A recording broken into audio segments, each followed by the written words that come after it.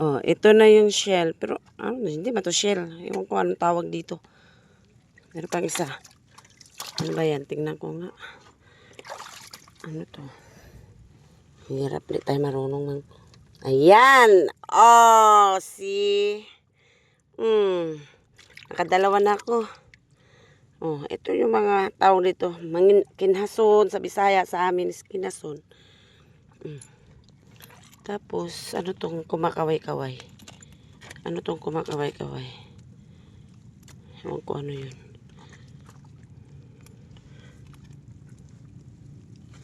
Ang hirap manguha. Ayan, may nakita pa ako. Ayan, oh. Oh. See? Oh! Di ba? Nakatatlo na. Nakatatlo na.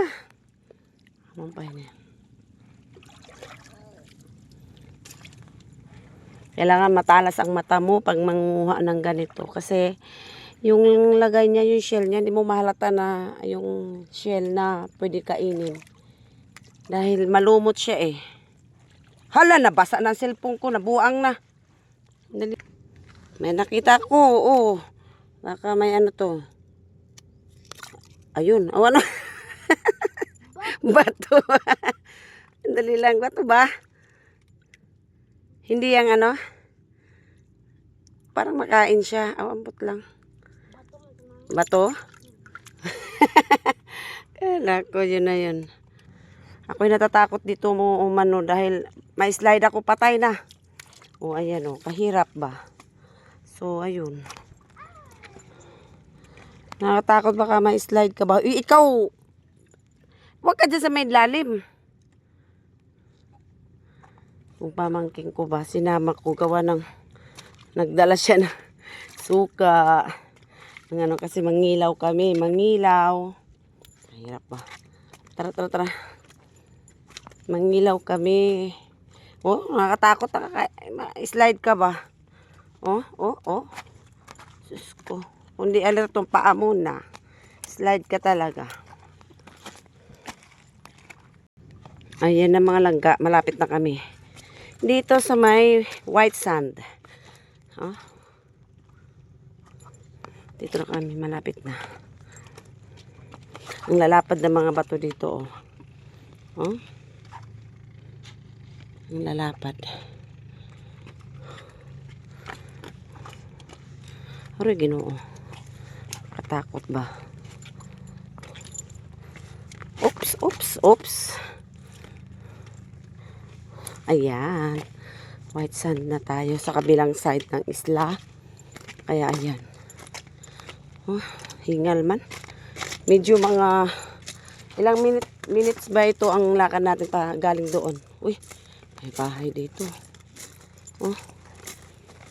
May cottage. May cottage dito. Aray. Ha? Ay na, nasana yung kausap ko na wala man. Oh, hindi. May cottage.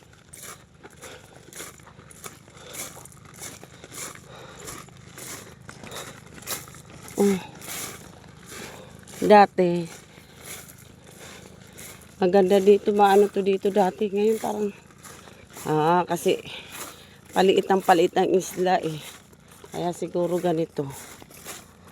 Ayan. Oh. Kita ang bukid. Wala nang ano, kahoy. Mga niyog na maliliit pa. Ano nangyari? Dati malaki itong niyog.